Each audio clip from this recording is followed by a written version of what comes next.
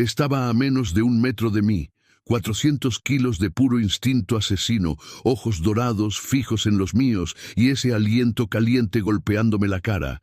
Yo estaba encadenado a una ceiba, sin salida, sin fuerzas, sin nada más que hacer, excepto cerrar los ojos y esperar el final. Pensé que mi vida se acababa ahí, en medio de la selva de Chiapas, traicionado por el hombre al que le había entregado 20 años de mi vida, solo de una forma que ningún hombre debería estarlo. Pero el final no llegó. Lo que vino fue otra cosa, algo que hasta el día de hoy no puedo explicar bien con palabras, y miren que lo he intentado muchas veces, en tantas noches silenciosas en el corredor de la casa, con el café enfriándose en la mano y la memoria de aquella noche tan viva como el día en que ocurrió. Mi nombre es Alcides Herrera Núñez. Soy hijo del monte, viudo, hombre de campo de toda la vida. Y esta es la historia de la noche en que todo lo que yo era fue destruido, y de cómo regresé siendo otro. Comenten aquí abajo qué creen que pasó en ese claro de la selva, y suscríbanse para seguir la historia, porque esto apenas comienza. Hay cosas que uno carga sin saber que las lleva encima, como una mochila que se va llenando despacio, piedra por piedra. Y uno solo se da cuenta del peso cuando intenta levantarse y no puede a la primera. Yo fui ese hombre por mucho tiempo, del tipo que se despierta antes que el gallo, que hace la chamba sin quejarse, que se duerme tarde y se levanta temprano pensando que eso es virtud suficiente para cubrir todo lo demás. Mi nombre es Alcides Herrera Núñez. Nací un jueves de sequía en Comitán, allá en el sur de Chiapas, hijo de un vaquero que murió sabiendo hacer 3 cosas bien hechas: arrear ganado, arreglar cercas y callarse la boca en el momento justo. Aprendí las 3 con él. Tal vez aprendí demasiado la última. Mi madre era mujer de fe, no esa fe ruidosa que busca aplausos, la fe callada, de las que encienden una veladora antes de dormir y murmuran cosas que solo Dios entiende. Ella me enseñó desde chico que el mundo tiene 2 clases de hombres, el que sirve y el que manda, y que el que sirve tiene más dignidad porque así lo eligió. Yo elegí servir. Elegí a Renato Madrigal Bravo. Él era dueño de una hacienda enorme en los alrededores de Ocosingo, tierra colorada y dura que producía soya, ganado de engorda y mucho dinero. Era el tipo de hombre que llenaba cualquier cuarto en el que entraba, no por el tamaño de su cuerpo, sino por el de su voz. Voz de quien nunca necesitó pedir nada 2 veces. Voz de quien confunde el respeto con el miedo y cree que son la misma cosa. Yo tenía 32 años cuando fui a trabajar para él. Ya estaba casado con Marlene, mi Marlene que tenía una sonrisa de quien no le guarda rencor a nadie, y las manos callosas de tanto bordar de noche después de que el niño se dormía. Nuestro hijo se llamaba David. Tenía 6 años en ese entonces. Corría por el potrero descalzo y gritaba mi nombre con esa voz de niño que es el sonido más bonito que existe en este mundo. Pueden preguntarle a cualquier padre que haya perdido a un hijo y se lo va a confirmar. Llegué a trabajar como caporal. Cuidaba las cercas, el ganado, a los peones, las siembras, los tratos con proveedores, de lo que hiciera falta. Renato disfrutaba presentándome así. Este es Alcides. Si me buscan y no estoy, hablen con él. Parecía un halago. Tardé años en entender que para él era conveniente tener un intermediario para todo. Los primeros años fueron buenos, sencillos pero buenos. Marlene arregló la casita que nos dieron en la hacienda, plantó una maceta de albahaca en la ventana, puso unas cortinas de manta estampada y transformó aquello en un hogar como solo las mujeres saben hacerlo. David creció corriendo entre los árboles, aprendiendo el nombre de los pájaros, ayudando a vacunar al ganado los fines de semana. Se volvió un muchacho de campo de alma y cuerpo. Yo trabajaba mucho y creía que aquello iba a tener una recompensa. No necesariamente dinero, aunque el dinero no caía mal, sino una recompensa en el sentido de que la vida trata justo a quien actúa con justicia, que 20 años de sudor honesto construyen algo sólido, que cuando uno es leal, el otro lado también lo es. Marlene fue la primera en ver lo que yo no quise ver. Alcides, tienes que irte de ahí. Me lo dijo 3 veces a lo largo de los años. La primera, Pensé que era cansancio suyo. La segunda, pensé que eran celos del tiempo que le dedicaba a la hacienda. La tercera, 2 años antes del final, me tomó la cara con las 2 manos, me miró a los ojos con esa mirada suya que atravesaba paredes y me dijo muy despacio: «Ese hombre no es tu amigo, Alcides. Un amigo no usa a la gente». No supe qué responder, así que hice lo que aprendí de mi padre. Callé. 6 meses después, Marlene enfermó. Cáncer de páncreas, de esos que uno no nota porque no duele hasta que duele demasiado, y entonces ya no hay nada que hacer. Nos pasamos un año yendo y viniendo del hospital en Tuxtla Gutiérrez. Renato me dio todo el tiempo que necesité. Eso debo reconocerlo, aunque hoy reconozco que probablemente fue cálculo, no bondad. El hombre que lo calcula todo actúa bien cuando le conviene. Marlene murió una mañana de marzo, con el sol entrando por la ventana del hospital, como si el día no supiera lo que estaba pasando. Le sostuve la mano hasta que se puso fría. David lloró, como lloran los niños cuando pierden a su madre, sin entender bien, y por eso llorando todavía más profundo. Me quedé viudo a los 48 años, y cometí el error que a veces cometen los hombres solitarios. Me hundí en el trabajo como si el trabajo fuera anestesia. Regresé a la hacienda y ahí me quedé. Ya no tenía un motivo fuerte para irme, y sin Marlene para avisarme cuando me estaba equivocando, fui perdiendo el sentido de dónde terminaba mi lealtad y dónde empezaba mi ingenuidad. David creció, se fue a Tuxtla a estudiar agronomía, me visitaba de vez en cuando. En cada visita yo veía en su cara la misma mirada que había tenido su madre. Esa mirada de preocupación que intentaba disfrazar de sonrisa frente a mí. Los años fueron pasando. Yo me fui haciendo más duro y menos preguntón. Me fui convirtiendo en ese tipo de hombre que la hacienda produce, seco por fuera, marchito por dentro, con la emoción enterrada tan profundo como raíz de monte, que la sequía no mata, pero tampoco deja florecer. No me di cuenta cuando la hacienda dejó de ser solo una hacienda. No noté cuando los camiones nocturnos dejaron de transportar soya. No me di cuenta cuando mi patrón se convirtió en otra cosa. O tal vez sí lo notaba y prefería no preguntar. Porque cuando uno calla demasiado profundo, hasta la conciencia empieza a susurrar más bajito. Fue solo cuando empezaron a aparecer hombres extraños con frecuencia, hombres que no tenían cara de campo, que lo miraban todo con ojos de quien está contando lo que ve, que le pregunté a Renato qué estaba pasando. Él me miró con esa sonrisa amplia de siempre. «Alcides, tú encárgate del campo, lo demás es cuenta mía». Pero lo demás se estaba volviendo demasiado grande para que solo él lo cargara.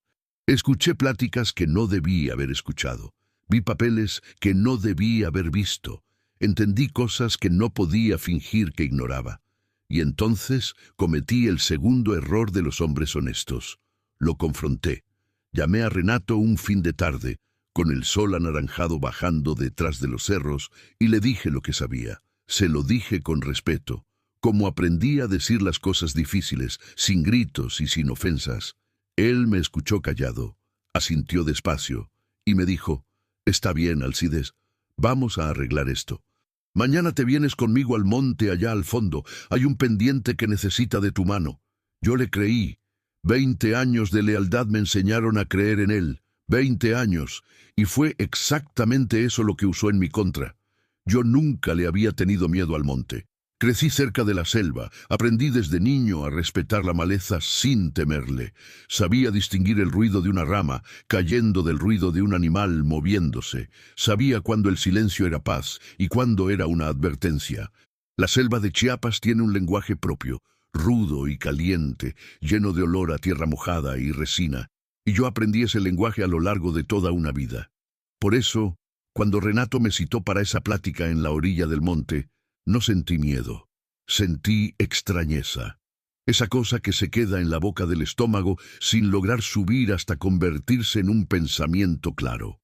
Como un presentimiento que uno ignora porque no quiere darle la razón al instinto.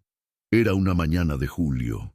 El sol de Chiapas en julio no perdona. No hay nube que se le ponga enfrente, no hay viento que refresque. Es un sol que cae a plomo y te quema la nuca y te parte los labios y hace que hasta la sombra de los árboles se sienta tibia. Yo llevaba mi camisa de algodón descolorida de tanto lavarla, mi sombrero de palma viejo y el machete en el cinto, que era más por costumbre que por necesidad. Renato llegó con dos hombres que yo no conocía bien. Dijo que eran socios de negocios. Seguramente lo eran, solo que no eran socios del tipo de negocios que yo imaginaba. Entramos por la vereda que corta el monte espeso en los límites de la hacienda. Era una vereda que yo mismo había abierto años atrás, que recorría cada semana para revisar las cercas y checar si había cazadores furtivos. Conocía cada vuelta, cada raíz atravesada en el suelo, cada hormiguero cerca del camino. Era mi territorio tanto como el de cualquier animal que viviera ahí. Caminamos unos 40 minutos. Renato fue platicando en el trayecto. Hablaba de la cosecha, del precio de la soya, de política, de puras cosas sin importancia, y yo iba escuchando y respondiendo en automático porque mi cabeza ya estaba tratando de armar un rompecabezas al que todavía le faltaban piezas. Entonces llegamos a un claro que yo no recordaba haber visto antes. En el centro del claro había un árbol enorme, una ceiba vieja, de esas que parecen haber estado ahí desde antes de que existiera el primer hombre. De cáscara gruesa y oscura, con un tronco tan ancho que dos hombres con los brazos abiertos no alcanzarían a abrazarlo. Y encadenada al tronco había una cadena de hierro, pesada, oxidada, con una argolla clavada profundo en la madera. Miré la cadena, miré a Renato, él ya no sonreía. Alcides, dijo con esa voz tranquila que de pronto entendí que nunca había sido tranquilidad de verdad, sino control. Era frialdad disfrazada de calma. Tú sabes demasiado. No tuve tiempo de responder. Los dos hombres me sujetaron por los brazos. Intenté reaccionar. Soy hombre de campo. Tengo fuerza. Pero eran dos. Estaban preparados y yo estaba sorprendido, que es la peor desventaja en una pelea. En menos de un minuto, estaba de espaldas contra la ceiba y el hierro se cerraba en mis muñecas. La cadena era corta, apenas me dejaba sentarme en el suelo. Renato se inclinó hasta quedar a mi nivel. De cerca, sus ojos ya no tenían ese brillo de hombre confiado. Tenían ese otro brillo, el de quien ya tomó una decisión y solo está cumpliendo el trámite. Si la policía no te agarra, dijo muy despacio, arrastrando las palabras, la selva lo hará. Se me quedó viendo un segundo, luego se levantó, me dio la espalda y se fue con sus dos hombres, como si acabara de resolver un asunto administrativo cualquiera. Escuché el ruido de sus pasos perdiéndose en la vereda. Después, solo silencio. El tipo de silencio que hace el monte cuando sabe que está a solas con alguien. Me quedé así horas. No sé cuántas. El sol se fue moviendo por encima de la copa de la ceiba, proyectando sombras que giraban despacio como las manecillas de un reloj, y yo fui siguiendo ese movimiento, porque era lo único que me decía que el tiempo todavía existía. Jalé las cadenas, con fuerza, con rabia, con desesperación. El hierro me desgarró las muñecas desde la primera hora. No fue una herida profunda, pero sí constante, ese dolor que late y no para y que va cansando la mente más que el cuerpo. La sangre escurrió poco, se secó rápido con el calor y se quedó pegada a la piel mezclada con el polvo y el sudor. La sed llegó antes que el hambre. En el monte, en julio y sin sombra suficiente, la boca se seca a un ritmo que espanta. La lengua se pone pesada. Los labios se parten, la garganta empieza a doler de una forma distinta al dolor común. Es un dolor de adentro, de falta, que uno no sabe bien dónde está, pero se siente en todas partes. Intenté gritar algunas veces. Mi voz se ahogaba en la maleza. Los grillos respondían, los pájaros se callaban un segundo y luego seguían con su ruido. Al monte no le importaba yo. Empecé a pensar en Marlene. No sé por qué ella fue mi primer pensamiento, tal vez porque en los momentos de desamparo uno busca a la persona que más supo ampararnos. Pensé en ella como pienso cuando la nostalgia aprieta de verdad. No su imagen enferma, ni la del hospital, sino la imagen de ella en el corredor de la casita, por la tarde, con un vaso de limonada en la mano y esa sonrisa levemente chueca que ponía cuando estaba contenta por alguna cosa pequeña de la vida. A ella le gustaban las cosas pequeñas. Era su mayor talento. Pensé en David. Pensé en su voz llamándome papá cuando era niño. Pensé que si me moría ahí, encadenado como un animal, él nunca sabría bien qué pasó. Pensaría que su padre simplemente se largó. Y esa idea fue la que más me dolió. No la idea de la muerte, sino la del silencio que dejaría para él. El día se fue acabando. El sol se hundió detrás de las copas de los árboles, y la temperatura bajó 10 grados en un momento, de esa forma brusca en que el clima cambia en Chiapas cuando quiere.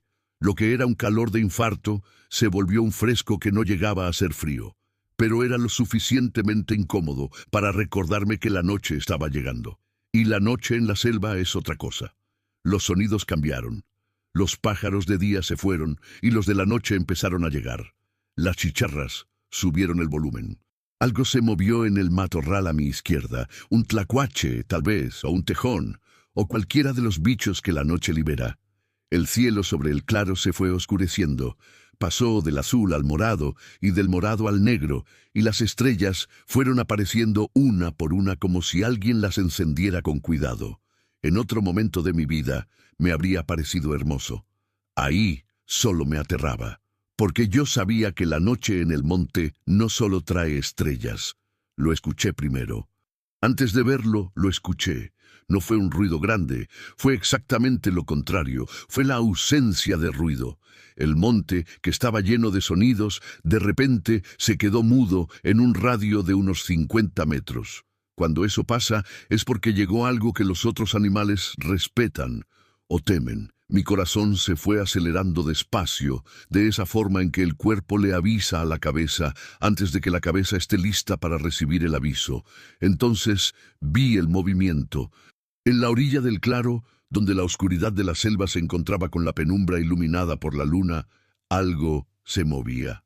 Grande, pesado pero completamente silencioso, lo cual era imposible y al mismo tiempo era lo que estaba pasando frente a mí. El jaguar salió del monte despacio. Era enorme, más grande que los que había visto de lejos alguna vez. El pelaje dorado manchado de negro que la luz de la luna hacía ver como algo pintado a mano por alguien muy paciente. Hombros anchos, cabeza grande, ojos que atrapaban la poca luz que había y la devolvían al doble. Ese brillo ámbar que parece tener luz propia, que parece que viene de adentro. Se detuvo en la orilla del claro. Me miró. No me moví, no porque estuviera siendo estratégico, sino porque estaba paralizado. Ese tipo de parálisis que no es cobardía, sino el cuerpo reconociendo que hay situaciones que están más allá de lo que la fuerza humana puede resolver.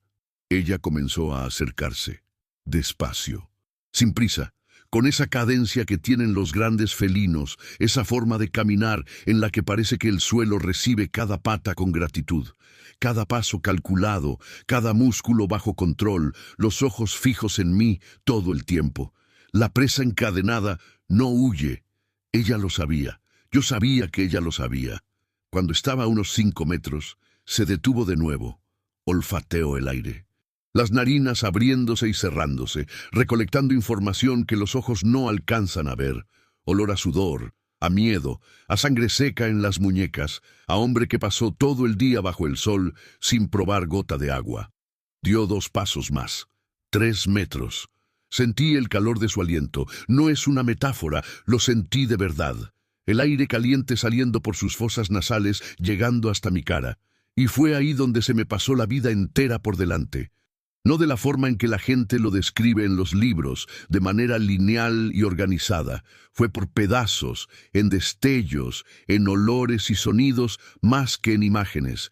El olor del perfume barato de Marlene. El sonido de David riendo, la voz de mi madre leyendo un versículo antes de dormir.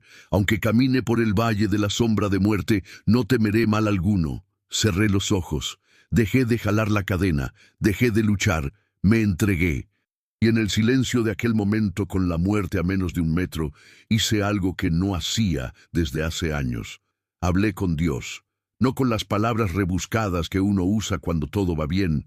Hablé como quien está en las últimas, como quien ya no tiene vergüenza de sentirse pequeñito. Dios, dije con un hilo de voz que apenas salió de mi garganta, si es mi fin, cuídalos. A David, a la memoria de Marlene, cuídalos a ellos. Hice una pausa.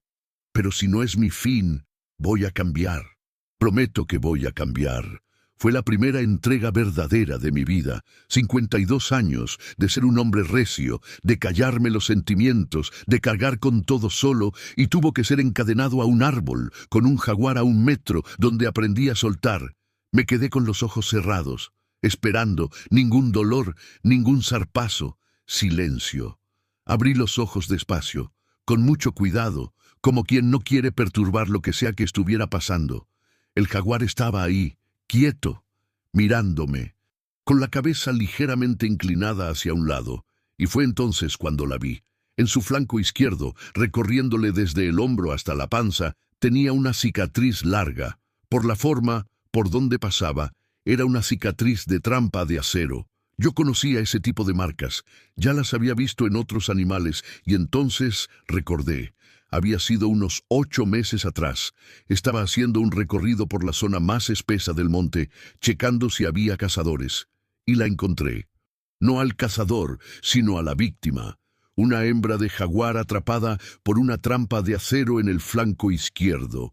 El metal enterrado en la carne, el animal echado de lado en el suelo, respirando rápido, con ese ojo entreabierto que ponen los animales cuando están más allá de lo que pueden soportar. Me quedé parado mirándola por un largo rato. Lo sensato habría sido irme.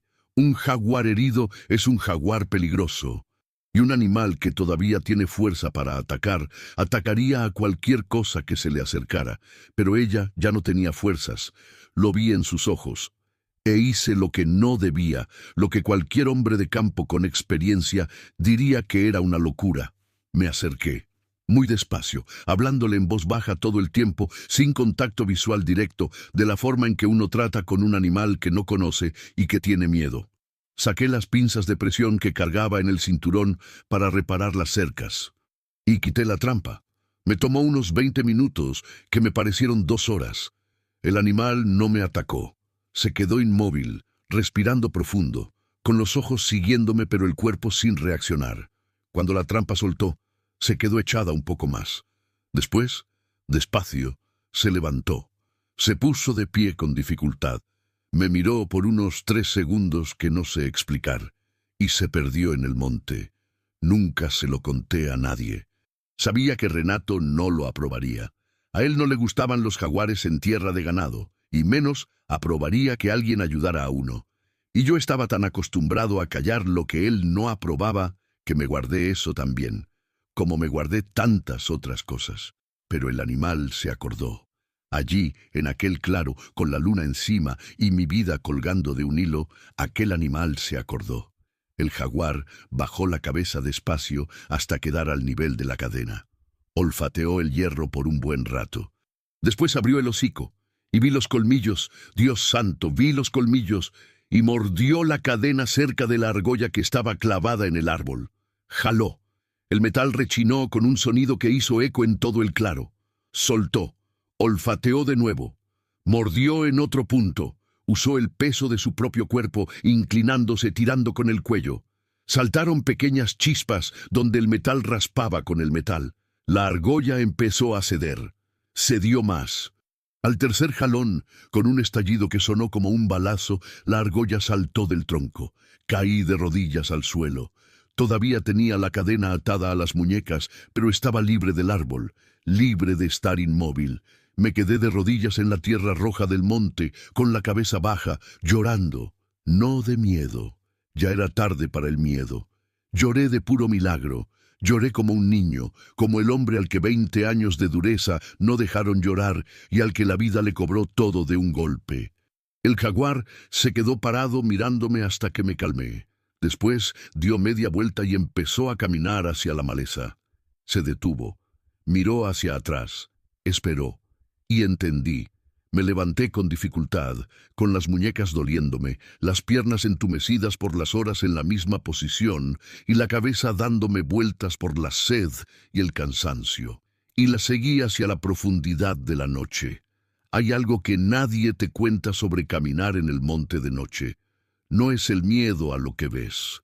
Es el miedo a lo que no ves. De día, la selva tiene profundidad, Ves hasta donde la luz penetra entre las copas, puedes calcular distancias, distingues el suelo antes de pisar, lees el espacio.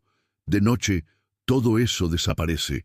El mundo se encoge a un círculo pequeño alrededor de tu cuerpo, y más allá de ese círculo solo existe la oscuridad con sonidos dentro, ramas crujiendo, hojas moviéndose sin que haya viento, agua corriendo en algún lugar que no sabes dónde está. Y vas caminando en medio de todo eso, sin poder ver el suelo, que va a recibir tu pie. Yo iba descalzo. Había perdido uno de mis guaraches cuando los hombres me agarraron, y el otro se había quedado atorado en una raíz mientras intentaba levantarme después de que la cadena cedió. Así que éramos yo, el suelo de tierra y piedra y ramas secas, y la oscuridad, y ella frente a mí. El jaguar caminaba a unos 4 metros de distancia, a veces menos. Nunca más que eso. Era imposible verla bien. Se perdía en la penumbra completamente. Su pelaje, que parecía tan vistoso bajo la luna, desaparecía en el monte oscuro como si nunca hubiera existido.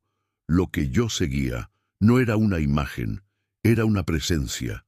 Era el sonido casi imperceptible de sus patas en el suelo. Era el roce mínimo de las hojas bajas cuando su cuerpo las tocaba al pasar. Era el brillo de sus ojos cuando se detenía y miraba hacia atrás para checarme. Esos ojos eran mi faro. 2 brasas de ámbar parpadeando en lo oscuro cada vez que se detenía y giraba la cabeza. Y yo la seguía. En las primeras 2 horas no pensé en nada. Esto puede parecerle extraño a quien no conoce el agotamiento de verdad, pero quien lo ha vivido lo sabe. Cuando el cuerpo está al límite, la cabeza apaga todo lo que no sea necesario para seguir moviéndose. No hay espacio para pensamientos elaborados. Solo existe el próximo paso, el próximo metro de suelo, el próximo lugar donde se asentarán los pies. Tropezaba con frecuencia. El suelo del monte de noche es traicionero. Raíces que cruzan el camino a la altura del tobillo, madrigueras de armadillo que la oscuridad esconde, piedras sueltas que giran bajo el peso. Caí 3 veces en las primeras horas. Cada caída contra el suelo duro me arrancaba un gruñido involuntario de dolor. En la primera caída, el jaguar siguió caminando sin mirar atrás. En la segunda, se detuvo. Esperó a que me levantara. Continuó. En la tercera, cuando caí más feo, rodilla al suelo, manos abiertas tratando de apoyarme, la cara casi embarrada en la tierra, ella regresó. No mucho. Unos 2 pasos. Se quedó parada mirándome de cerca hasta que logré incorporarme. No era afecto. No voy a romantizar aquello. Era otra cosa. Tal vez el instinto del cazador que reconoce cuando la presa está demasiado débil y necesita otro ritmo. Tal vez algo que no tiene nombre en el vocabulario humano, pero que existe en el de los animales antiguos. No lo sé. Solo sé que esperó. Y eso me dio fuerzas para seguir. El monte de noche huele distinto que de día. De día, el olor es seco, caliente, esa mezcla de polvo rojo y resina que se pega en la nariz y que quien creció en el campo reconoce como el olor de su casa. De noche se abre otro registro, húmedo y verde, como si la vegetación esperara a que el sol se fuera para soltar los aromas que guarda durante el calor.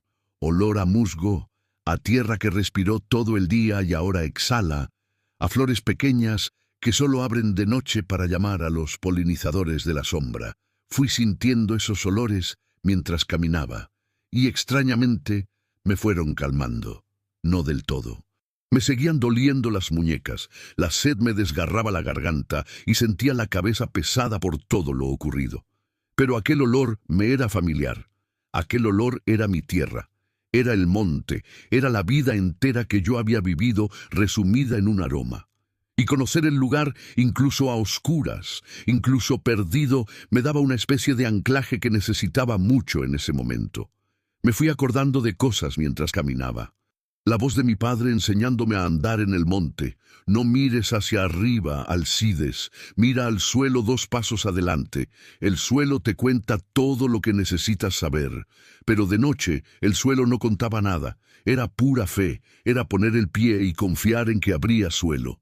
Pensé que tal vez era eso a lo que mi madre llamaba fe. Poner el pie en la oscuridad, confiando en que habrá suelo. Entonces llegó la prueba que no esperaba. Llevábamos caminando tal vez 3 horas cuando escuché las voces. Primero fue un murmullo lejano que confundí con el viento, pero el viento no tiene sílabas. Fui prestando atención mientras avanzaba y las sílabas fueron tomando forma. Palabras. 2 hombres conversando. El crujido de una rama rota bajo el peso de una bota. El chirrido de un radiocomunicador con estática. Los pistoleros. Me detuve instantáneamente. El corazón perdió el ritmo de la caminata y se disparó en un compás desordenado que sentí hasta en la garganta. Me quedé inmóvil, con la respiración contenida, escuchando. Las voces se acercaban por la izquierda. Traían linternas. Veía el haz de luz amarillenta oscilando entre los árboles, todavía lejos, pero viniendo en mi dirección a una velocidad que nos iba a cruzar en cuestión de minutos.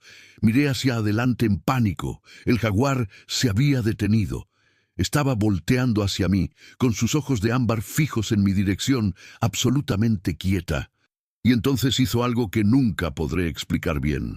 Se agachó ligeramente, se pegó más al suelo y se movió hacia un lado con un paso muy lento. Se detuvo al lado de un tronco enorme que se había caído y estaba inclinado, creando un hueco debajo. Un agujero de sombra y raíces que la linterna de los hombres no iluminaría a menos que pasaran encima. Ella se quedó parada afuera de ese hueco, mirándome, esperando. Entendí. Fui hacia allá de la manera más silenciosa que pude. Me agaché, gateé por el espacio debajo del tronco caído. La tierra ahí abajo estaba fría y húmeda, con olor a mojo y a bicho pequeño. Me apreté contra el suelo todo lo que pude, acostado de lado, con las manos y la cadena extendidas frente a mí, tratando de evitar que el metal golpeara algo y hiciera ruido. El jaguar se echó afuera del tronco. Desde el ángulo de cualquier linterna que viniera por la izquierda, ella sería lo primero que los hombres verían. Y un jaguar echado de noche junto a un tronco es un jaguar descansando.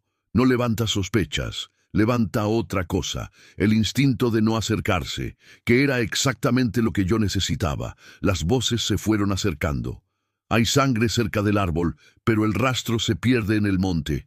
Pudo haberse ido por el lado del arroyo. Un hombre encadenado no llega lejos. Se rieron. El haz de luz pasó muy cerca del tronco. Vi cómo iluminaba el suelo a menos de 3 metros. Vi cómo subía y barría los árboles de alrededor. Vi cómo empezaba a moverse en mi dirección. Contuve el aliento. Absolutamente todo dentro de mí se quedó quieto. No fue una decisión. Fue el cuerpo tomando el control, apagando todo lo que pudiera hacer ruido, concentrando la existencia entera en el acto de no existir por unos segundos. La linterna se detuvo. Se quedó fija, apuntando en dirección al tronco. Uno de los hombres dijo mucho más bajo: «¿Qué es eso?». El otro respondió, también en voz baja, con un tono que reconocí. El tono de quien ha visto algo y no quiere que ese algo se entere. «Un jaguar. Quédate quieto». Un silencio largo. Tanto silencio que escuché mi propio corazón. Después, despacio, los pasos empezaron a alejarse, en otra dirección. Los hombres no eran tontos. Sabían que la distancia segura de un jaguar de noche es la mayor distancia posible. Las voces se fueron apagando. La luz desapareció.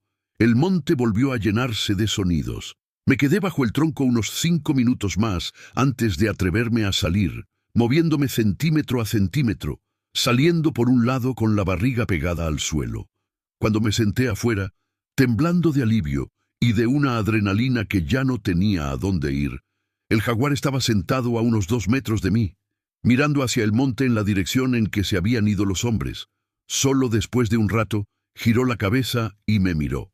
Yo la miré a ella. No había palabras que sirvieran para ese momento, así que no dije nada. Ella se levantó y continuamos. 1 hora más de caminata. Mis pies estaban en un estado deplorable, cortados por las piedras, llenos de abrojos, con la piel de los talones en carne viva. Pero el pie de campo es un pie que aguanta, y yo seguía aguantando a base de la terquedad, que es lo último que abandona a un hombre de rancho. La sed había llegado a un nivel que ya no era incomodidad. Era dolor, un dolor sordo y constante que irradiaba de la garganta al pecho. y que me hacía sentir que la cabeza me flotaba en ondas lentas cada vez que me detenía de golpe. Sabía que estaba en un grado de deshidratación que no se podía ignorar. Fue entonces cuando escuché el agua.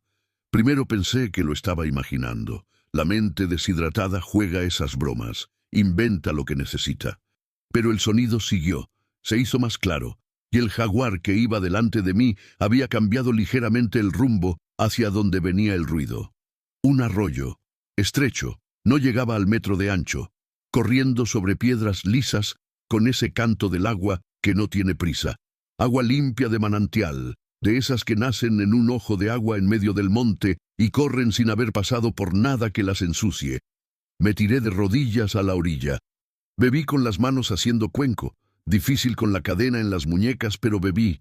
Bebí hasta que ya no pude más. Levanté la cabeza, descansé, me agaché y bebí de nuevo. El agua estaba fría y sabía a piedra y musgo, que es el mejor sabor que el agua puede tener cuando el cuerpo la necesita de verdad. El jaguar bebió también, unos metros más abajo. Nos quedamos ahí un rato, los dos a la orilla del arroyo, bebiendo en el silencio de la noche de la selva. Hay algo profundamente simple en aquel momento que todavía no he podido traducir a palabras con precisión. Dos animales en una orilla, uno con garras, otro con cadenas en las muñecas, ninguno de los dos amenazando al otro, solo la sed, el agua y la noche. Me senté en la piedra fría y miré al cielo por un momento. Las estrellas de la selva en julio son espectaculares. Sin luces de ciudad por kilómetros, el cielo se abre en un tapete de puntos blancos que parece irreal. Parece un escenario pintado, pero es lo más real que existe. Pensé en la promesa que había hecho encadenado a la ceiba. Voy a cambiar. Prometo que voy a cambiar. ¿Qué cambia en un hombre de 52 años? ¿Cómo cambia? Había pasado la vida entera construyendo una versión de mí mismo que funcionaba, dura, callada, eficiente, leal al extremo. Y esa versión me había traído hasta aquí, encadenado en un claro. Tenía sentido que esa versión necesitara morir, pero lo que vendría en su lugar aún no lo sabía. Solo sabía que lo había prometido, y una promesa hecha en esas circunstancias no es de las que uno olvida al amanecer. Cuando me levanté para seguir, me di cuenta de que el jaguar miraba hacia el monte, adelante, con una atención distinta. No era la atención de un cazador, era otra cosa. Las orejas hacia el frente, el cuerpo ligeramente inclinado, el olfato trabajando. Entonces yo también lo escuché, agua más ancha, mucho más ancha, el río. Y junto con el sonido del agua, algo más.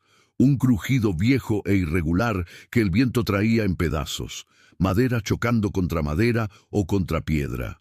El sonido de una embarcación atrapada entre las ramas, siendo empujada levemente por la corriente y frenada por la presión de los troncos, en un ciclo de vaivén que producía ese crujido rítmico. Apuré el paso. El jaguar se quedó donde estaba cuando salimos del monte y llegamos a la orilla. El río era el Usumatinta, o un brazo de él, ancho, oscuro, con la superficie del agua reflejando las estrellas en fragmentos que la corriente deshacía y rehacía constantemente. En la orilla, a mi derecha, trabada entre dos ramas que salían del agua de un árbol caído, había una panga, vieja, de madera, con un remo abandonado en el fondo, lo suficientemente pequeña para un hombre, lo suficientemente grande para cruzar. La salida. Miré hacia atrás. El jaguar estaba sentado al borde del monte. No había entrado en el área despejada de la orilla. Se quedó donde empezaba la maleza, sentado, mirándome con esos ojos que atrapaban la luz del río y la devolvían brillante. Me acerqué a la panga, tanteé la madera, vieja pero firme, al menos en la parte que alcanzaba a ver. Aflojé las ramas que la sujetaban. La panga respondió a la corriente de inmediato, queriendo irse, y la sostuve por el borde mientras tomaba el remo del fondo. Antes de subir, me volví hacia el jaguar. Me quedé mirándolo por un tiempo que no sé medir. Todo lo que quería decir, todo lo que aquella noche había sido, todo lo que él había hecho. Nada de eso cabía en palabras humanas. Y tal vez no hacía falta. Tal vez la palabra fuera lo menos adecuado para aquel momento. Pero hablé de todos modos, porque soy hombre, y el hombre necesita decir. Fue Dios quien te mandó. Dije bajo. con la voz todavía ronca por la sed y por las horas de silencio. Sé que no entiendes esto, pero tenías que saberlo. Los ojos ámbar me miraron. No parpadearon. Me subí a la panga. El río recibió la embarcación con esa indiferencia que solo el agua tiene. No fue dramático. No hubo olas ni un jalón repentino de la corriente. La panga simplemente se soltó de las ramas y fue tomada por la corriente despacio, como una hoja que el agua elige sin ceremonias. Y yo estaba dentro, con un remo viejo en la mano, las muñecas todavía presas por la cadena de hierro, intentando entender qué quería el río de mí antes de que él decidiera por su cuenta. Miré hacia atrás una vez. El jaguar seguía en la orilla, sentado, inmóvil, con los ojos reflejando la superficie del agua. Se fue haciendo pequeño mientras la panga avanzaba, hasta quedar del tamaño de un punto brillante entre el monte oscuro, y después desapareció. Me puse de frente al río, y entendí que la parte más fácil de la noche se había quedado atrás. El Usumacinta de noche es otro río. De día, cualquier persona que conoce el sur sabe que es hermoso. Ancho, color chocolate claro, lleno de playones blancos en la época seca, con esas orillas cubiertas de palmeras y ceibas que parecen puestas ahí a propósito para una postal.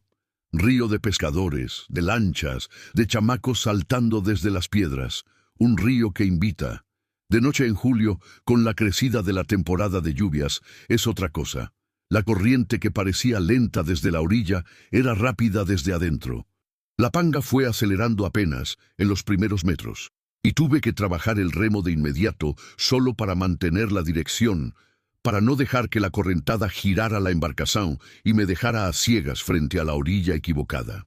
Remar con las manos presas por una cadena de hierro es remar a medias. Los movimientos son cortos, el alcance es limitado, y la cadena que cuelga entre una muñeca y otra golpea el borde de la panga con un ruido metálico que retumba en el agua y me ponía los pelos de punta. La primera dificultad fue la oscuridad.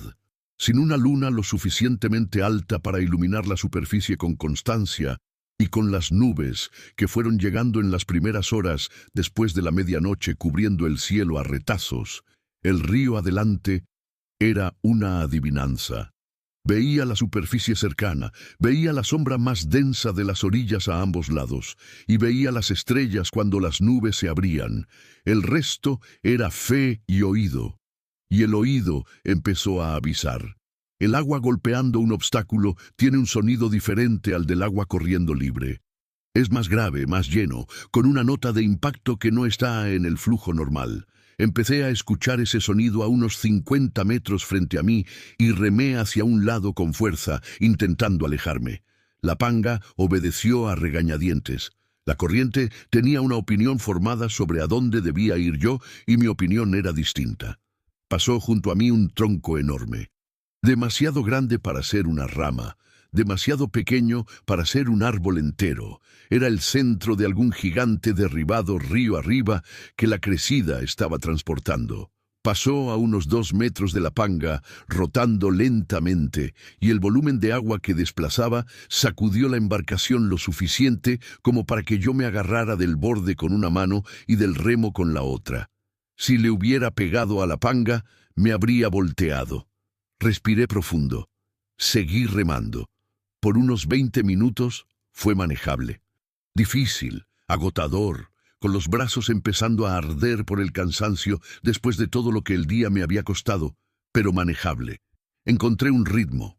Remo de un lado, remo del otro, manteniendo la panga razonablemente en el centro del canal más ancho, donde la corriente era más previsible. Me fui acostumbrando a la oscuridad. Fui aprendiendo a leer los sonidos, fui entendiendo cuando el río me avisaba de algo antes de mostrármelo. Entonces llegó el viento. Llegó del norte como llega el mal tiempo en el Golfo. Sin aviso, sin gradación, de repente estaba ahí, y trajo la lluvia. No la lluvia fina que refresca, sino el aguacero de tormenta que parece que alguien volcó un balde, que golpea la superficie del agua y crea un ruido tan fuerte que tapa todos los otros sonidos, incluidos los de aviso.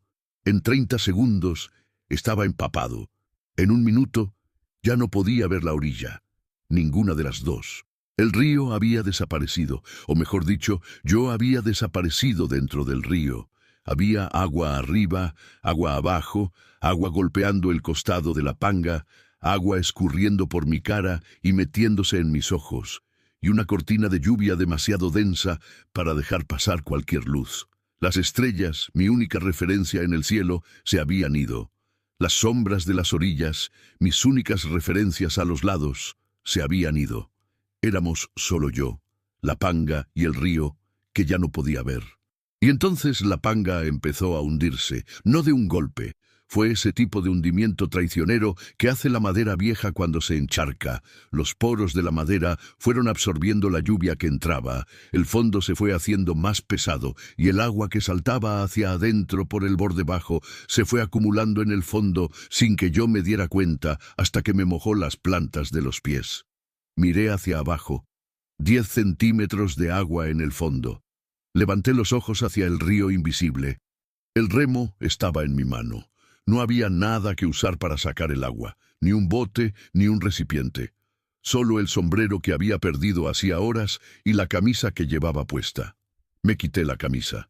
Intenté usarla como cuenco, lanzando agua hacia afuera, pero era ineficiente y demasiado lento para competir con lo que estaba entrando. Me la puse de nuevo. Sin la camisa, el frío del viento y de la lluvia me cortaba la piel a un grado que me iba a quebrar antes que la panga. Pensé, rápido, porque no había tiempo para pensar despacio. Si me quedaba quieto intentando sacar el agua, la corriente me llevaba sin rumbo y la panga se hundía a su ritmo. Si remaba, usaba la energía que ya estaba al límite, pero al menos mantenía algo de control sobre dónde me iba a hundir. Elegí remar. Remé con fuerza, con rabia, con ese tipo de determinación que ya no viene del cuerpo porque el cuerpo ya dio lo que tenía. Viene de otro lugar, de algún lugar más profundo que el músculo y el hueso, que tal vez sea lo que mi madre llamaba espíritu, o lo que mi padre llamaba terquedad, que son nombres distintos para la misma cosa en un hombre de campo. El agua en el fondo de la panga subió a 15 centímetros. 20. La panga se estaba volviendo pesada, respondiendo más lento al remo, empezando a asentarse más profundo en el agua. Cuando el borde queda demasiado bajo, cualquier ondulación más fuerte se derrama hacia adentro, y entonces es cuestión de minutos. Sentí que el borde de mi lado izquierdo se sumergía unos centímetros. La panga se inclinó. Por un segundo, por una fracción de segundo que pareció eterna, todo quedó en el equilibrio imposible de una cosa que aún no decide si se va o no se va. El agua dentro de la panga se escurrió toda hacia el lado inclinado, aumentando el peso del lado que ya estaba más pesado, que era lo peor que podía pasar. Eché el peso de mi cuerpo hacia el lado opuesto de inmediato. La panga regresó. Temblé, no de frío, de algo evitado por un margen demasiado pequeño para llamarlo margen. Y fue en ese momento, con la panga inclinada volviendo despacio al equilibrio, con la lluvia golpeándome la cara y el agua helada hasta los tobillos dentro de la embarcación, que me acordé de la promesa. Voy a cambiar. Prometo que voy a cambiar. Lo dije en voz alta. En medio de la lluvia, del río y de la oscuridad, le hablé en voz alta a quien le había hecho la promesa. No se me ha olvidado, dije. No se me ha olvidado. Solo necesito un poco más. No era un ruego, era un comunicado. Era la forma de un hombre curtido de hacer oración, sin ponerse de rodillas, sin manos abiertas, hablando de igual a igual, porque no sabe hacerlo de otro modo, pero haciéndolo a su manera con sinceridad de total. Remé. Remé hasta que los brazos ya no tenían nombre. Remé hasta que el dolor de las muñecas con la cadena de hierro se mezcló con el dolor de los músculos y se volvió una sola cosa. Un ardor general que cubría el cuerpo entero del codo hacia abajo y que aprendí a ignorar de la manera en que un hombre de campo ignora el dolor que no mata, lo registra y sigue. La lluvia fue disminuyendo, disminuyendo. Paró, tal como llegó, sin aviso, sin gradación. Simplemente se detuvo. El viento contuvo el aliento. El río se quedó más quieto. Y en el silencio húmedo que quedó después de la lluvia, escuché algo que no esperaba escuchar. Gente, no el ruido de los matones. Era distinto. Era el murmullo de mucha gente en un lugar, el rumor colectivo de una comunidad que no duerme toda al mismo tiempo. Alguien golpeando una olla, un niño llorando y siendo arrullado, un perro ladrando, una puerta rechinando. Era ruido de aldea, de comunidad ribereña, del tipo que existe a las orillas del Usumacinta desde hace generaciones, que vive del río y conoce al río de una forma que la ciudad nunca va a entender.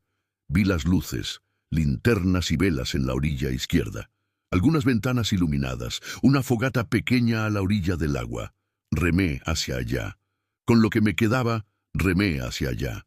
La panga tenía 30 centímetros de agua dentro cuando tocó la orilla.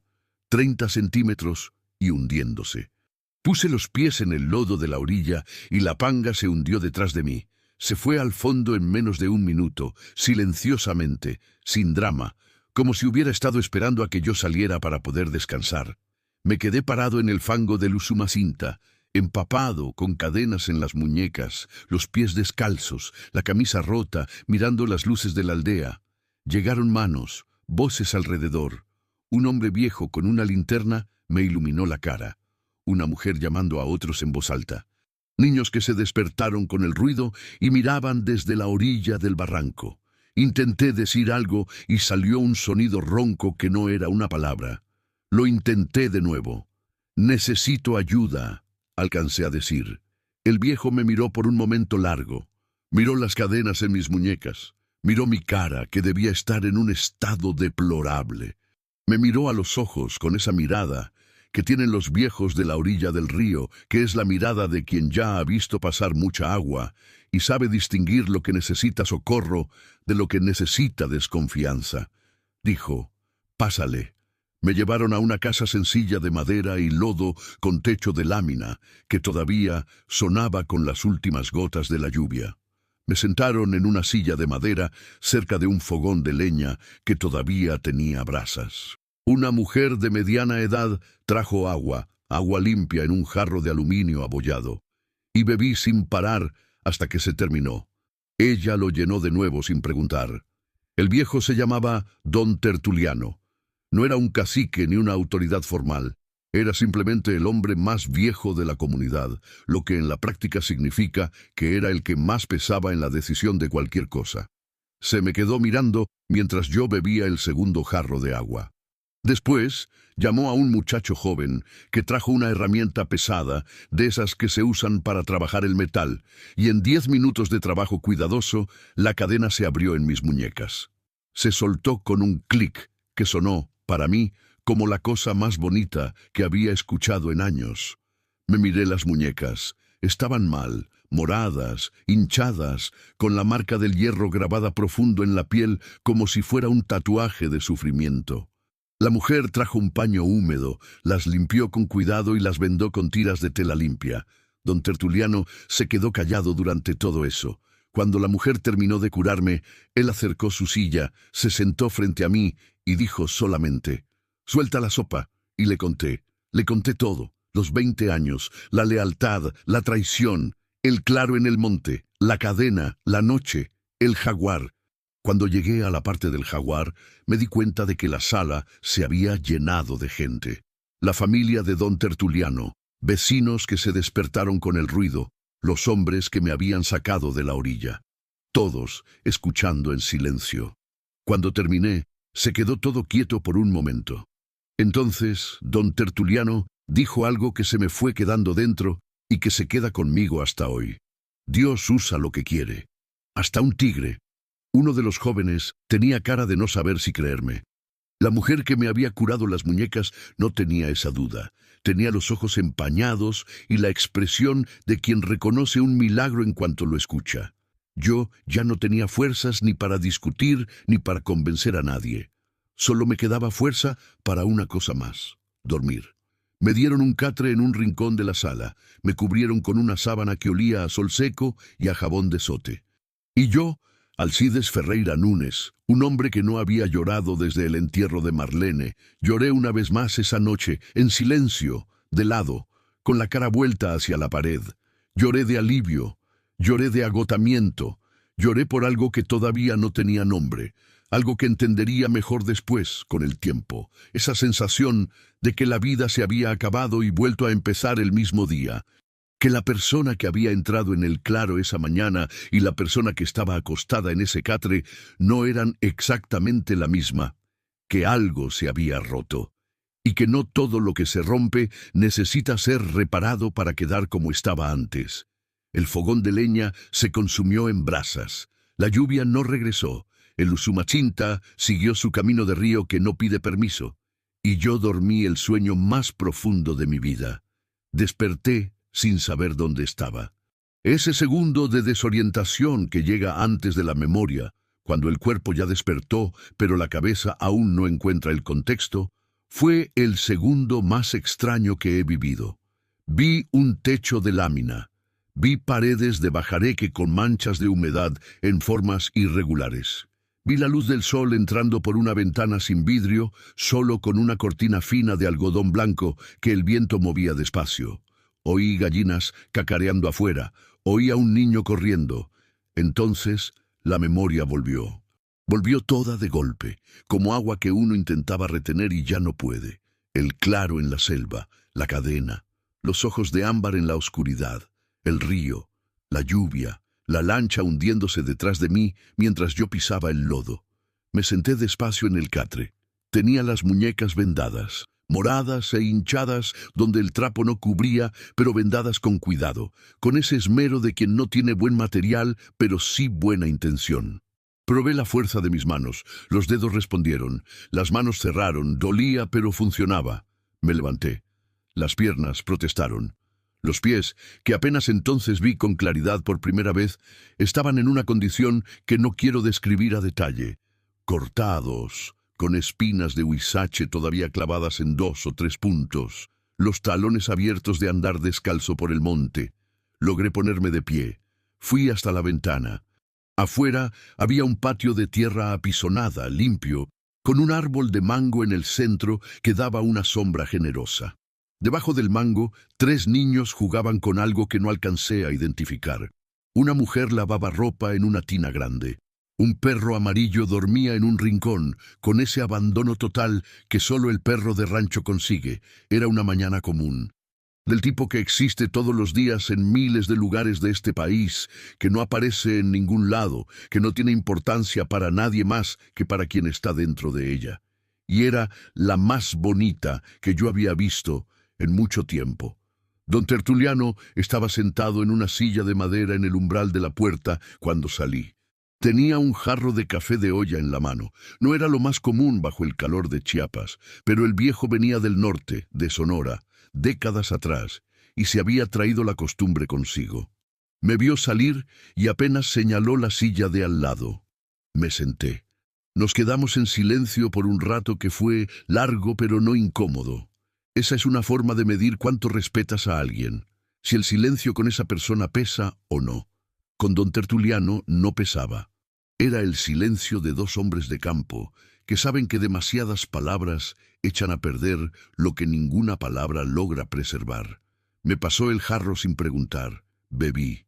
Estaba amargo de la forma correcta. ¿Su familia sabe dónde está?, preguntó él, sin mirarme, mirando hacia el patio. Pensé en David. Tengo un hijo, dije, en Tuxtla. Él necesita saber que usted está vivo. No era una pregunta, era una constatación. Y tenía razón. Necesita, asentí. Llamó a su nieto, un muchacho como de 18 años con cara de no haber dormido lo suficiente, pero que no iba a quejarse por eso, y le pidió que fuera hasta la caseta telefónica de la comunidad vecina. Me pidió el número de David. Me lo sabía de memoria. 22 años de memoria, el muchacho se fue, achó. Mientras esperábamos, don Tertuliano me hizo una pregunta que ninguno de los hombres de la aldea me había hecho la noche anterior, tal vez por educación, tal vez porque la situación era demasiado clara como para necesitar explicación. ¿Qué va a hacer? Yo sabía lo que me estaba preguntando. ¿Qué iba a hacer con lo que sabía? Con las pruebas que había visto, con el nombre de Renato Macedo Braga y todo lo que había debajo de ese nombre. Me quedé mirando el árbol de mango. Esa era la decisión que había estado evitando desde que desperté, porque mientras no pensara en ella, no existía. pero existía. Y don Tertuliano, con esa sabiduría directa de viejo que no tiene tiempo que perder con rodeos, la había puesto frente a mí sin ceremonias. Yo sabía cosas, había visto documentos, había escuchado conversaciones. Había pasado 20 años dentro de una operación que se había vuelto mucho más grande que un rancho y sembradíos de soya, y que involucraba nombres que iban más allá de Renato. Nombres de gente que tenía poder suficiente para hacer que un ranchero viudo desapareciera en un claro de la selva sin que nadie hiciera preguntas difíciles. Denunciar significaba exponer todo eso. Significaba poner mi nombre en un proceso legal. Significaba ser testigo. Significaba que los hombres que me habían encadenado en el monte y otros que ni siquiera conocía iban a saber que yo estaba vivo y que había hablado. Significaba un riesgo real, no abstracto, real. Pero no denunciar significaba otra cosa. Significaba cargar con aquello siempre. Significaba que Renato continuaba, que los camiones nocturnos continuaban, que la tierra que yo había cuidado por 20 años seguía siendo usada para cosas que yo sabía que estaban mal y sobre las que me había quedado callado demasiado tiempo. Pensé en Marlene. Ese hombre no es tu amigo. Un amigo no usa a la gente. Ella había visto lo que yo no quise ver, y yo me había quedado, por lealtad, por comodidad, por miedo a admitir que esos 20 años podrían haberse construido sobre cimientos podridos. Pensé en la promesa que había hecho encadenado a la ceiba. Voy a cambiar. Cambiar no era una palabra bonita en una oración nocturna. Cambiar era esto, la decisión difícil, la que cuesta, la que no tiene vuelta atrás una vez tomada. Me miré las manos vendadas. Voy a denunciar, dije. Mi propia voz me sorprendió. Estaba tranquila. No era la calma de quien no tiene miedo. Yo tenía miedo, un miedo concreto y con dirección exacta. Era la calma de quien ya tomó la decisión y sabe que, después de tomarla, ya no sirve de nada temblar. Don Tertuliano asintió una vez. No dijo que fuera valiente, no dijo que fuera lo correcto, no dijo nada que hiciera el momento más grande de lo que ya era.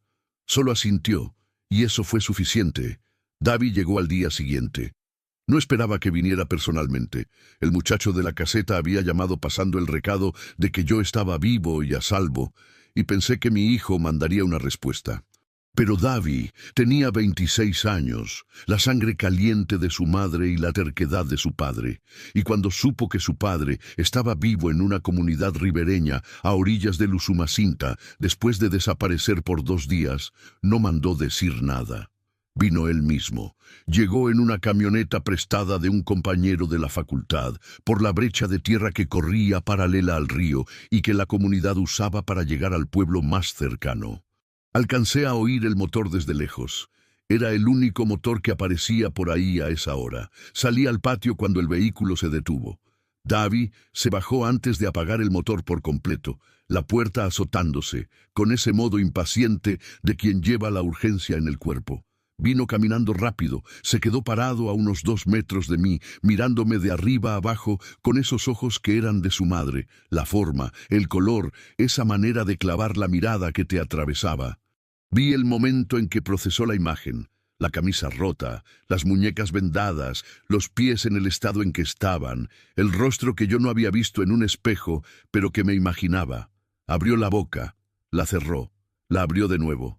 «Papá», dijo. Y la voz le salió a medias, la otra mitad se quedó atorada en algún lugar entre el pecho y la garganta. «Estoy bien», le dije. «Aquí estoy». Se acercó y me abrazó con fuerza, de la forma en que un hijo abraza a un padre cuando el miedo de haberlo perdido aún no pasa del todo. Ese abrazo que aprieta demasiado y no se suelta por un rato, que quiere asegurarse a través del tacto de que la persona es real y está completa. Yo lo abracé también. Pensé que no iba a aguantar sin llorar. No aguanté. Pero lloré quedito, con la cabeza sobre su hombro para que no me viera, no por orgullo, sino porque ese momento era suyo, y no quería que se quedara preocupado por mí en vez de simplemente estar ahí. Nos quedamos abrazados por mucho tiempo. Cuando se apartó, sus ojos también estaban rojos, pero hizo lo mismo que yo. Giró levemente la cara y parpadeó rápido. Ese disimulo masculino que uno aprende no se sabe bien cuándo ni con quién. ¿Qué pasó?, preguntó. Ven, le dije. Hay mucho que contarte. Nos quedamos horas platicando. Le conté todo a Davi con una honestidad que nunca había logrado tener con él. No solo lo que había pasado en los últimos 2 días, sino lo que había pasado en los últimos 20 años, lo que yo había visto y callado, lo que había sabido y preferido no preguntar, lo que su madre me había dicho y que yo no supe escuchar. Él me oyó callado, con esa capacidad de escucha que era herencia directa de Marlene. No me interrumpió, no juzgó, solo escuchó. Cuando terminé, se quedó un rato en silencio. Después dijo: «Mamá trató de avisarte». «Lo intentó», asentí. «¿Sabías que ella sabía?» «Sabía que ella veía algo. No sabía qué tanto». Él asintió despacio. No era una acusación. Era simplemente llenar un espacio que había quedado en blanco por años. «Y el jaguar», dijo él con un tono cuidadoso, como quien tantea el suelo antes de pisar. «¿Tú crees que fue...?» «No sé qué fue», le dije. Después me corregí. «Sé qué fue. Solo no sé el nombre correcto para eso». Se me quedó mirando un segundo. «Yo sí sé», dijo, y no dio más detalles. No hizo falta. Fue Davi quien organizó todo. Tenía un compañero de la facultad que se había vuelto abogado en Tuxtla, especializado en derecho ambiental, pero con contactos en el Ministerio Público. Fue ese colega quien nos orientó sobre cómo proceder, qué documentar, a quién buscar, cómo hacer la denuncia de una forma que tuviera protección legal y que no fuera solo la palabra de un ranchero contra la de un hombre con dinero e influencias. Tomó días. Días que pasé en la comunidad de Don Tertuliano, que me recibió sin sacar cuentas, sin cobrarme nada, con esa generosidad de la orilla del río que no es obligación ni cálculo, es simplemente la forma de ser. En esos días caminé mucho.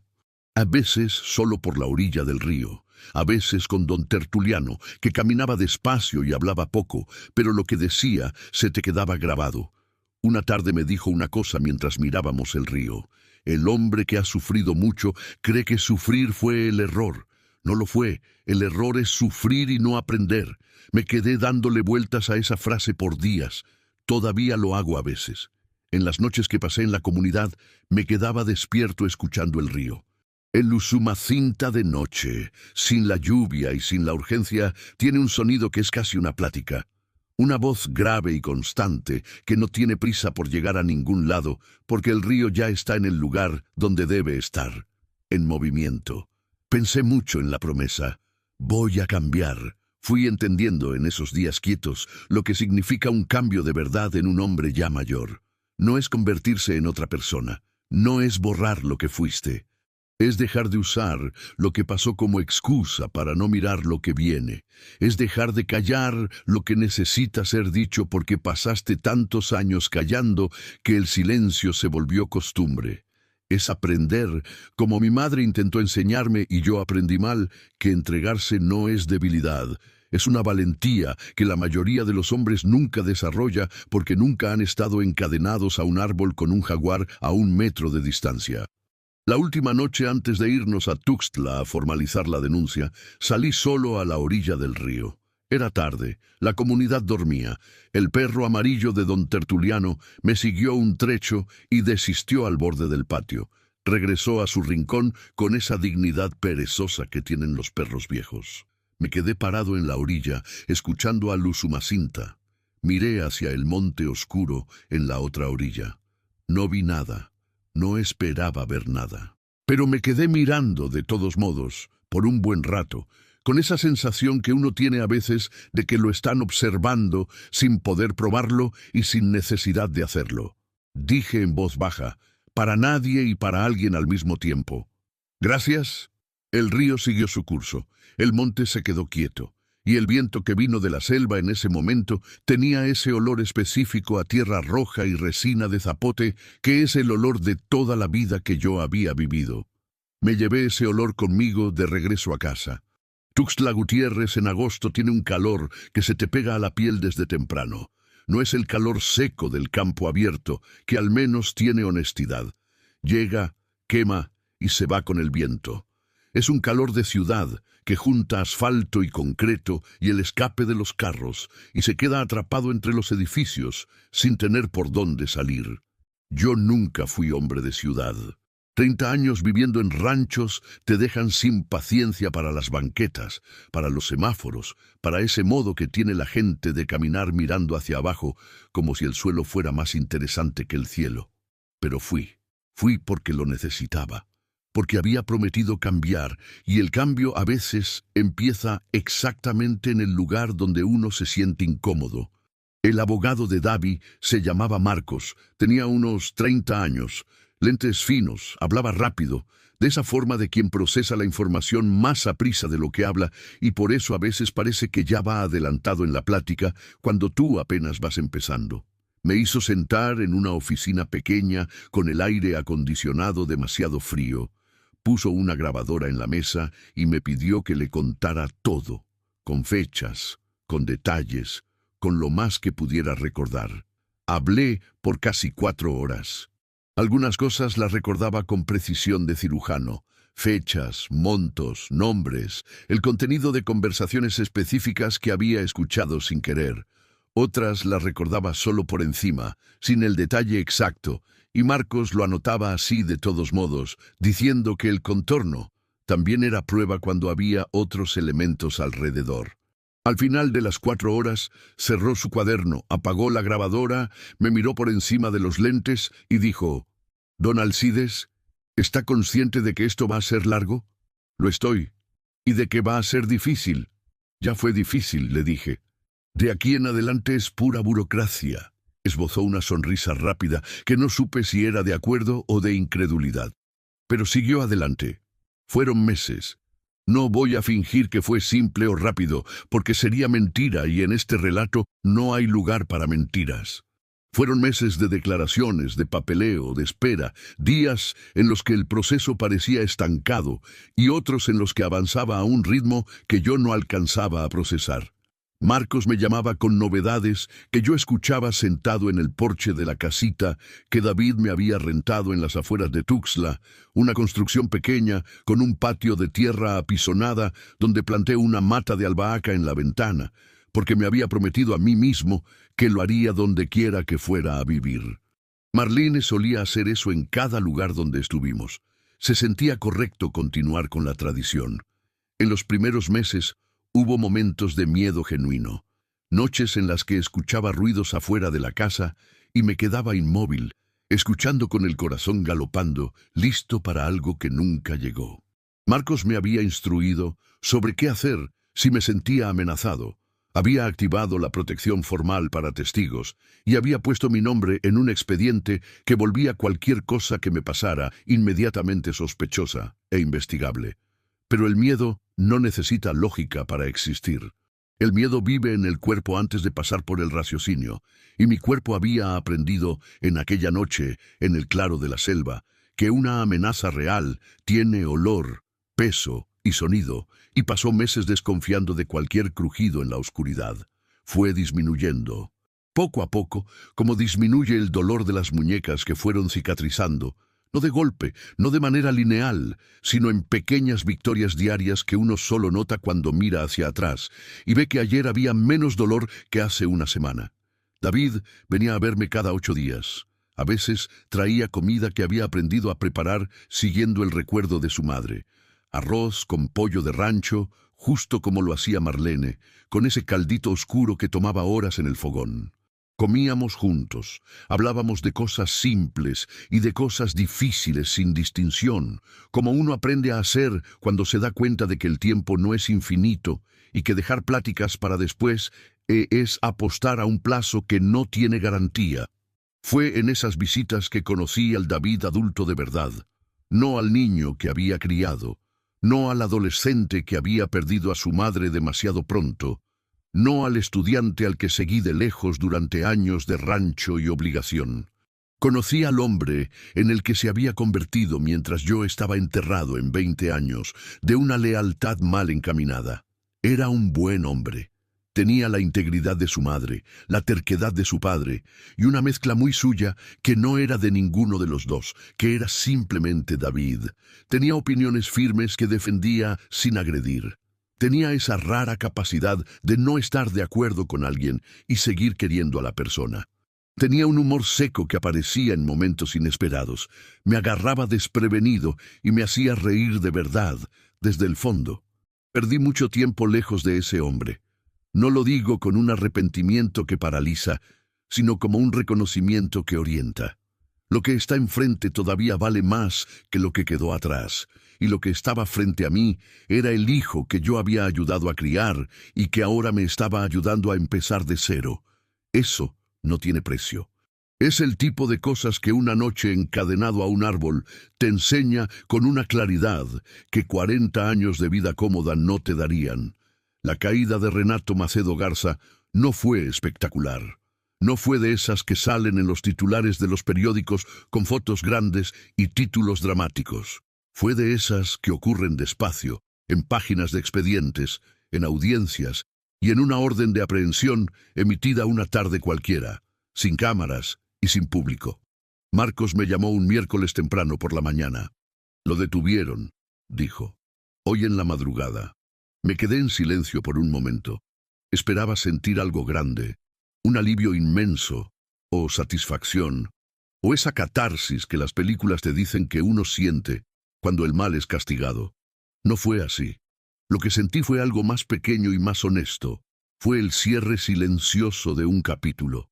El sonido de una puerta que se cierra, no que se azota. Sin estruendo, solo el clic del pestillo encajando. Entendido, dije. ¿No quieres saber más detalles, don Alcides? No ahora, respondí. Después me cuenta lo que sea importante. Colgué. Salí al patio. La mata de albahaca en la ventana estaba creciendo bien. Se había adaptado rápido a la tierra del patio. Estaba verde, frondosa y olía fuerte cuando pasaba el viento. Me quedé mirándola un rato. Pensé en la frase que Renato me había dicho mientras encadenaba mis muñecas. El monte te atrapa. La ironía de todo lo que había pasado después era demasiado grande para ser un accidente.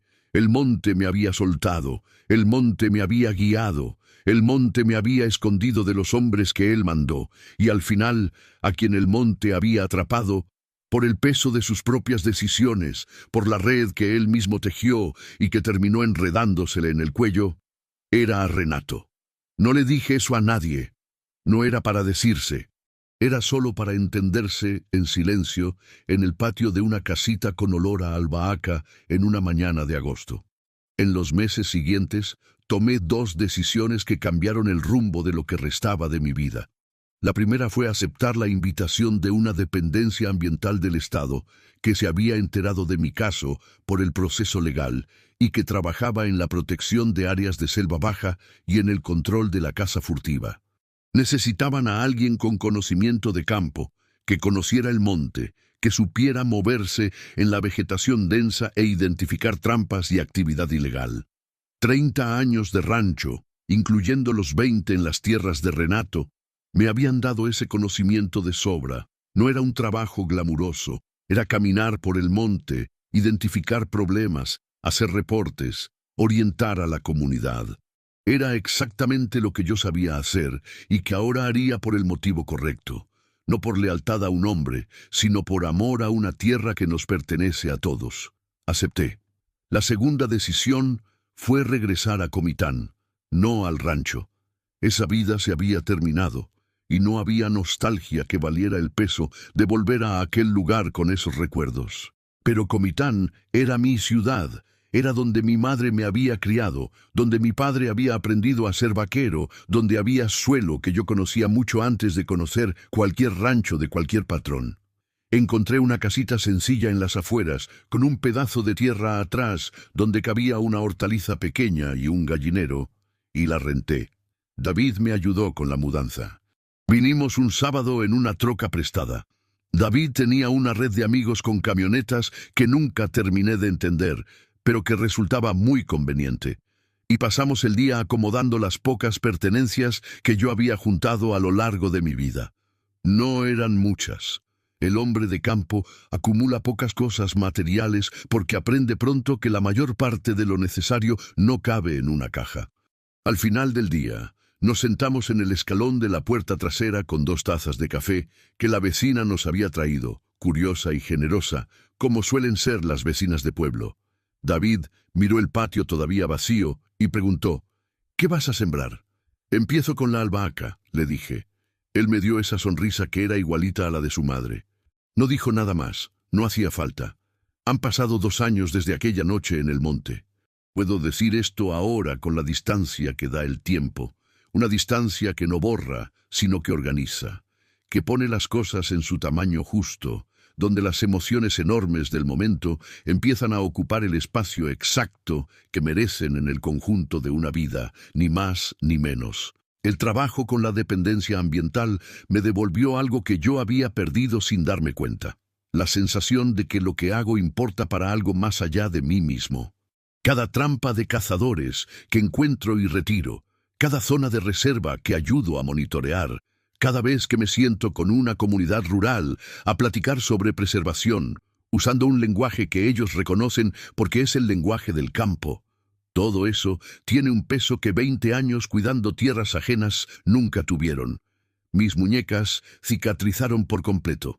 Quedó la marca, una línea más clara alrededor de cada una, fina pero visible si uno mira sabiendo que está ahí. No me molesta. A veces, en los días de trabajo en el campo, cuando doblo el brazo y se sube la manga de la camisa, veo la marca y ella me cuenta algo. No de lo que fue malo, sino de lo que vino después. Una cicatriz es la prueba de que algo sanó. Hay una última cosa que debo contar. Sucedió hace 3 meses, en una tarde de trabajo de campo, en una zona de selva preservada a unos 50 kilómetros de Comitán. Estaba haciendo un recorrido solo, verificando un área donde se había reportado actividad de cazadores furtivos, caminando despacio por el monte con ese paso de quien no quiere hacer ruido, pero tampoco quiere llevarse un susto. Me detuve a revisar una trampa vieja que alguien había dejado, oxidada e inactiva, atorada en una raíz. Me iba a agachar para quitarla cuando lo sentí.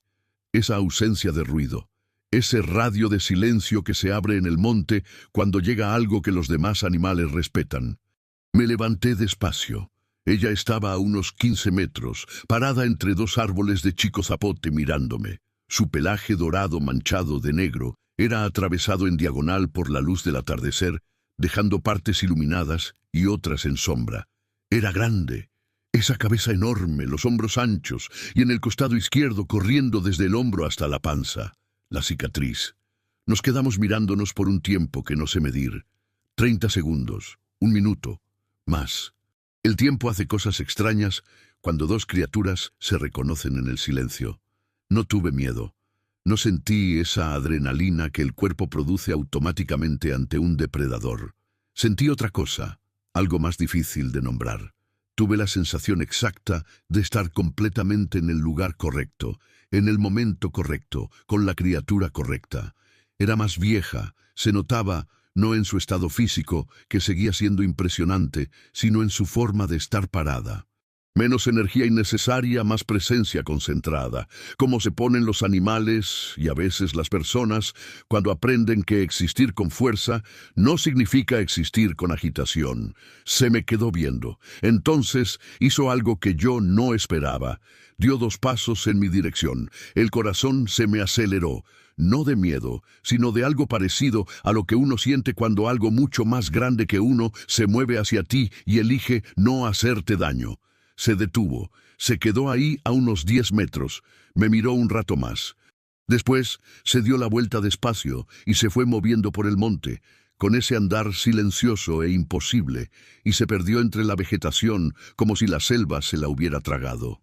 Me quedé parado solo en ese pequeño claro, con el sol de la tarde calentándome la nuca y el olor a tierra roja y resina en el aire, y el silencio que ella había dejado, que era distinto al silencio de antes. Era un silencio lleno, de esos que solo existen después de que algo importante sucede y el mundo necesita un momento para entender la magnitud de lo ocurrido.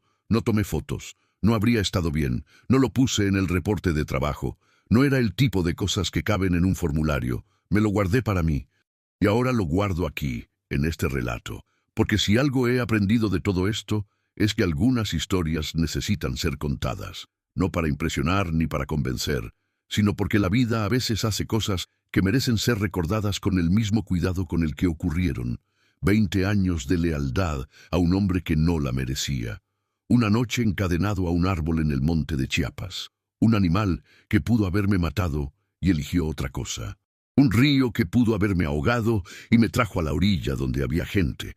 Un hijo al que casi no conocí y que se volvió el mejor regalo que la vida me dio. Y una promesa, hecha en la oscuridad con la voz rota, que necesité todo esto para aprender a cumplir. Yo cambié, no cambié de golpe, no cambié por completo. No me volví otro hombre, ni quise serlo.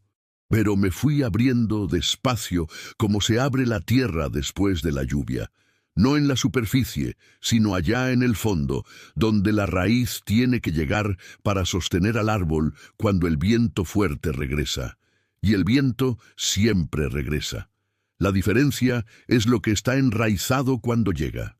Hay días en que me siento en el escalón de atrás de mi casita en Comitán, con el café que aprendí a hacer cargado, como le gustaba a don Tertuliano, y me quedo mirando el patio donde la albahaca creció y se puso frondosa, donde las gallinas hacen ese ruido de la tarde que es el sonido más pacífico que existe, donde el perro que David me regaló en mi último cumpleaños duerme con ese abandono de quien no le debe nada a nadie. Me quedo mirando todo eso, y pienso que el monte no me atrapó. No porque yo fuera más fuerte o más listo, sino porque aquella noche, en el momento más oscuro que viví, finalmente hice lo que debía hacer mucho antes. Dejé de querer cargarlo todo solo y me entregué a algo más grande que yo. Y ese algo mandó a un jaguar. Porque Dios sí existe, y yo creo que existe con la convicción sencilla de quien sobrevivió para creerlo. Dios no tiene flojera de instrumentos. Usa lo que tiene. Usa lo que funciona. Usa lo que llega a la hora exacta con la fuerza precisa. Aquella noche lo que llegó pesaba muchísimos kilos. Tenía ojos dorados y una cicatriz en el costado izquierdo que yo mismo había ayudado a sanar. La cadena que me ataba era de hierro, pero la cadena que me sujetaba de verdad, la que me mantenía callado cuando debía hablar, leal cuando debía cuestionar, preso cuando debía irme, esa era de otra cosa, y esa, ningún hombre con matones y ambición iba a poder ponérmela de nuevo, porque el jaguar rompió el hierro, y Dios rompió el resto. A veces encuentro huellas grandes cerca de las áreas que monitoreo en el monte, anchas, redondas, con esa marca de garra que no se hunde profundo porque el animal sabe controlar su peso. Nunca la veo, pero sé que está ahí, y eso es suficiente. La sombra que se volvió luz. Historia de Alcides Ferreira Núñez, ranchero, viudo, hombre del monte de Chiapas, que aprendió demasiado tarde y justo a tiempo que entregarse no es derrota. Es el principio.